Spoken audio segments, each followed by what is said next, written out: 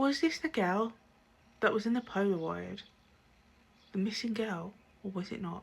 But this is the mystery that still remains today. And this is the case of Tara Calico. So on the September the 20th of 1988, she kissed her mum goodbye and she went for her bike ride on her brother's neon pink mountain bike, and she pedalled out to the New Mexico State Road for her usual 9-mile ride from Belen towards the Rio communities.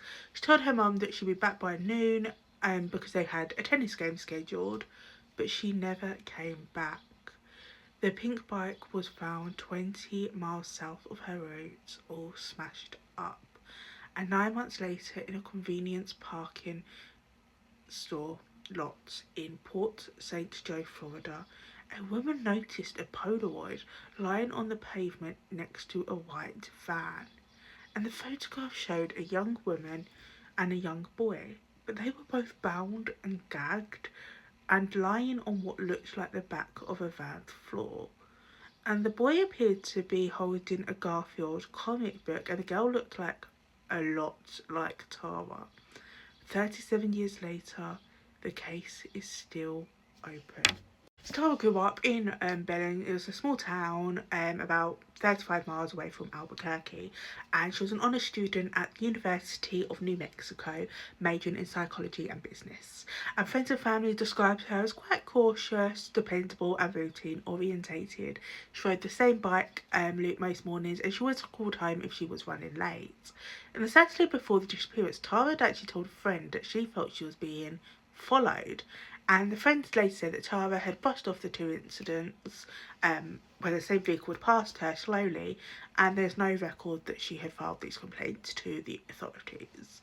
Now, Tara's left her family's home at approximately 9:30 a.m. on September the 20th, 1988. She was wearing turquoise shorts, white sleeveless top and white tennis shoes, and she had her Sony Walkman on her, a yellow waterproof case and a tape mix she had recorded the night before. And witnesses had placed her around the southbound shoulder through the morning, and the last confirmed sighting of her was 11:45 a.m. near the small community of Rio Communities by a driver who said she was riding eastbound on the shoulder, head down, and he noticed no vehicle behind her at that moment. And by noon, Tara had not returned, and by 12:30, Patty, her mother, began phoning her friends, and by 2 p.m. Patty was driving Tara's route that she would normally go, and she found nothing until later that day when pieces of Tara's Walkman and the mixtape were discovered alongside the route approximately 20 miles south of where Tara should have been, and the bicycle itself was found weeks later behind a convenience store in Belen, broken, missing parts but not destroyed. And there was no body, there was no blood, and there was no witnesses to any abduction. So within 48 hours, it was clear this was not going to be a runaway scenario. She left her purse, her ID, and her contact lenses at home. She had been accepted into the main campus for the spring semester. She had planned for that very same afternoon and a date in the evening with her boyfriend, and her bank account was untouched after September the 20th. Now, a truck driver had come forward saying that he'd actually seen Tara being followed by a 1953 Ford pickup with the morning of her disappearance. And he said he had honked at the truck as he was driving erratically close to her, but he couldn't provide a clear description of the driver. But he said he was sure that it was the truck he had seen near Tara on previous days. But on June the 15th, 1989, 9 months after Tara had vanished, a woman pulled into a convenience store parking lot in Port St. Joe in Florida, roughly 1,800 miles from Belen, and she noticed a Polaroid lying on the bench, and it was near a white.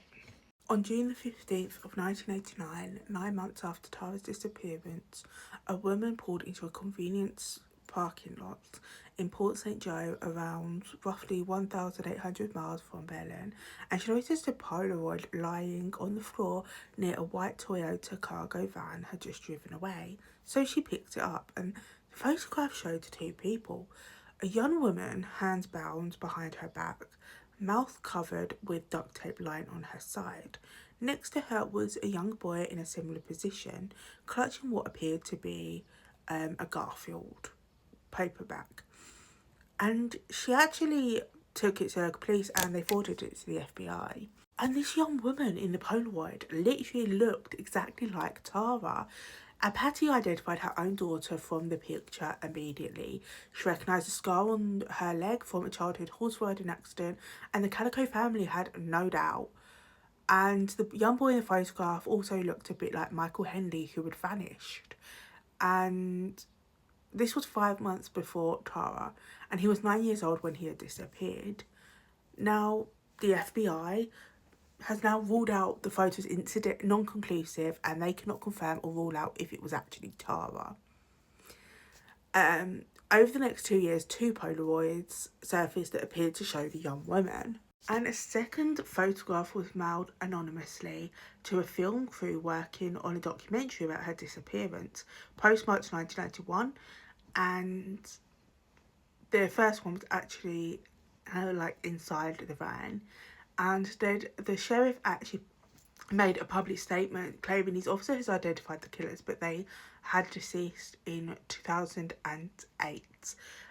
They believed that they accidentally killed her in an attempt to harass her on her bike ride, and they said the men had disposed of her body somewhere and would never be found. They also said that the Polaroid may have been a hoax or unrelated, but the Calico family actually rejected that statement, pointing out the Polaroid had been examined by the FBI and that 2 of the alleged suspects had clear alibis, and no arrests were made on the basis of the statement, and no body was recovered. So Patty's mother died in 2018, still believing her daughter had been alive in that 1989 photograph, and her stepfather John Doll had died in 2013. And this case is still open. No DNA evidence has been recovered, no body has been found, and no suspect has been charged.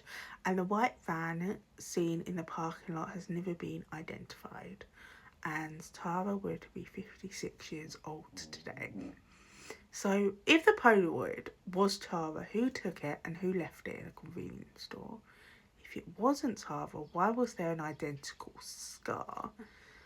And was the 1953 pickup the same one that had been described by Tara? And where is her body, and where did the Polaroid come from if he believes that 2 local men killed her? And why has the FBI never released their full forensic analysis of the photographs?